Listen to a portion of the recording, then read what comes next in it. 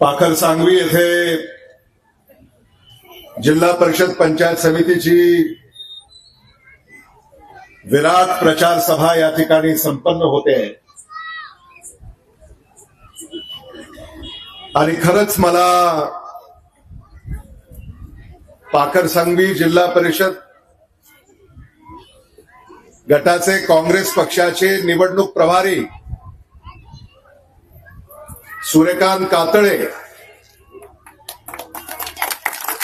आणि त्यांचे सारे सहकारी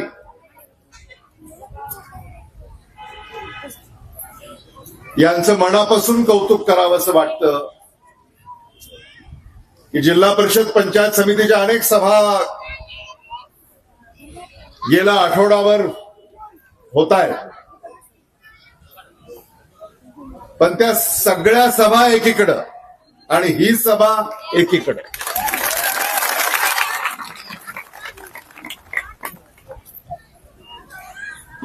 तुमचं प्रेम काँग्रेसवर किती आहे हे यातून लक्षात येतं. जिल्हा परिषदेमध्ये काँग्रेसचा तिरंगा फडकणार याबद्दल आता कोणाच्याही मनामध्ये शंका नाही. लातूर शहर महानगरपालिकेच्या निवडणुकीमध्ये मतदारांनी दाखवून दिलं लातूर कोणाचं आहे.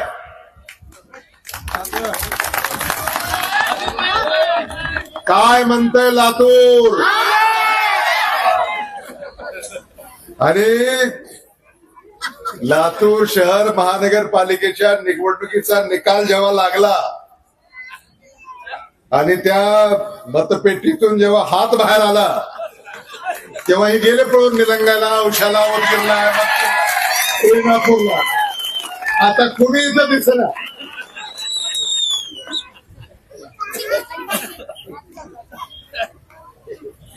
भारतीय जनता पक्षाच्या कारभाराला लोक कंटाळले होते. भारतीय जनता पक्षानं सामान्य माणसाची पिळवणूक केली होती.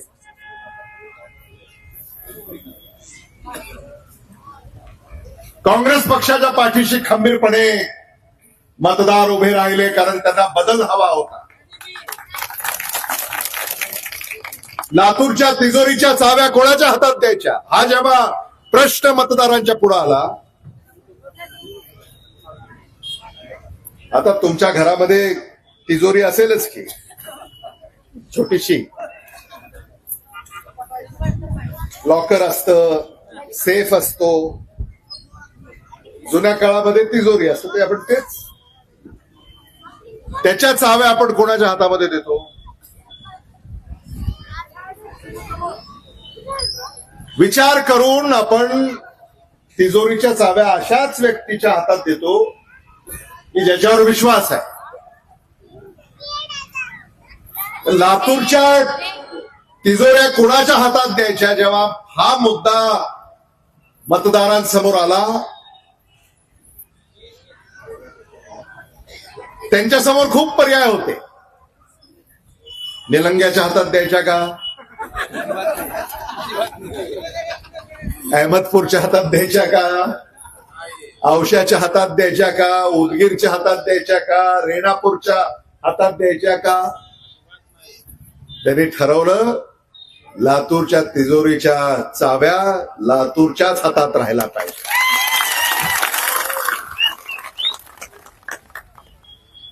आता जिल्ह्याच्या तिजोरीच्या चाव्या, लातूर जिल्ह्याच्या तिजोरीच्या चाव्या देण्याची वेळ, निर्णय आपल्याला घ्यायचा आहे.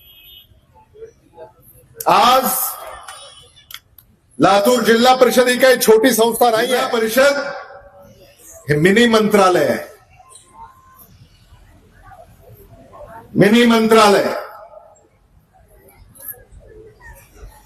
जिल्हा परिषदेच्या निवडणुकीमध्ये तुम्हाला जिल्ह्याचा मुख्यमंत्री निवडायचा आहे,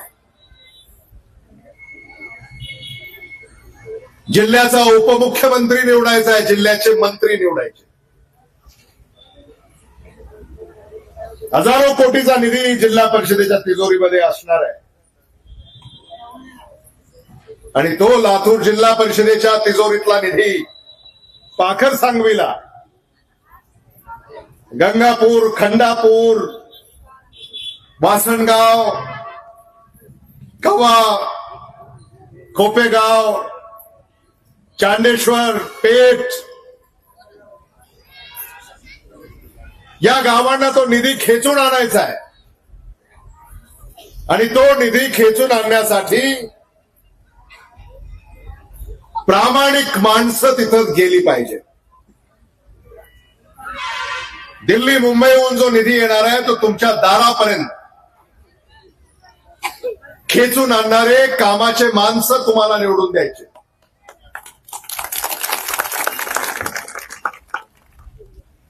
काँग्रेसच्या राजवटीमध्ये कधीही भ्रष्टाचाराचं गालबोट लागलेलं नाही. कमिशन, टक्केवारी, भ्रष्टाचार याचं कधीही गालबोट काँग्रेसच्या काळामध्ये आम्ही लावून घेतलेलं नाहीये. तुम्ही त्याचे साक्षीदार आहात. नाही तर रोज टीव्हीवर तुम्हाला काहीतरी भानगड दिसते. फेसबुक, इंस्टाग्राम, युट्यूब, व्हॉट्सअप काहीतरी रोज कुठेतरी घडतंय, पण इथं आम्ही ते घडू देत नाही.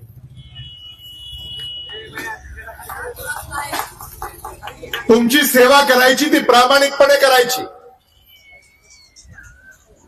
आज पाखर सांगवीचा जो विस्तार झाला आहे हा कशामुळे झाला? आज इथं तुम्ही येऊन गुन्हा गोविंद्यानं नांदताय. तुम्ही तुमचं घर बांधलंय. तुम्ही तुमच्या उपजीविका इथं भागवताय. तुम्हाला इथं सुरक्षित वाटतं. कायदा आणि सुव्यवस्था उत्तम आहे.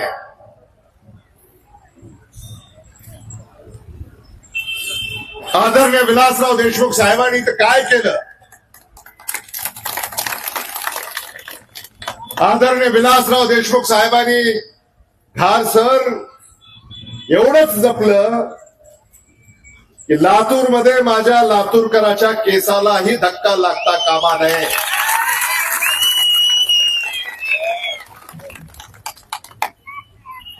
हे आम्ही पाळलं. 60 वर्ष इमाने इदमाने एखादा पक्ष, एखादा नेता प्रामाणिकपणे सेवा करतो याचा देखील आपण विचार केला पाहिजे. मागच्या काळामध्ये जिल्हा परिषद, महानगरपालिका इथं आपली सत्ता नव्हती. भारतीय जनता पक्षाची सत्ता होती. पण आता लातूर शहर महानगरपालिकेमध्ये तुमच्या आशीर्वादानं आपली सत्ता आलेली आहे. कौन बनेगा महापौर? आता 8 दिवसात सांगतो तुम्हाला कौन बनेगा महापौर, कौन बनेगा जिल्हा परिषद अध्यक्ष. आता हे ठरवण्याची वेळ आलेली आहे. मी निलंग्याला जाऊन आलो, औशाला जाऊन आलो, उदगीरला जाऊन आलो, अहमदपूरला जाऊन आलो, लातूर ग्रामीणला जाऊन आलो. सगळीकडे काँग्रेसची हवा आहे.